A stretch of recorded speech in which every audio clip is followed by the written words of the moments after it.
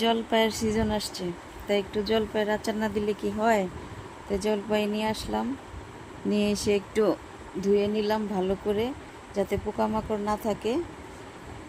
পানিগুলো ঝরিয়ে নিতে হবে, নিয়ে তারপরে কেটে নিচ্ছি। আস্তে আস্তে করে কেটে 2-3 ফাড়া দিয়ে তারপরে দিতে হবে। দিয়ে 1 চামচ লবণ, 1 চামচ হলুদ, 1 চামচ মরিচ দিয়ে মেখে নিচ্ছি। মেখে নিলাম, নেওয়ার পর একটু রেখে দিব 10 মিনিট, 10-15 মিনিট রাখতে হবে। রেখে তারপরে আমি এই যে এখানে চুলায় নিয়ে আসলাম।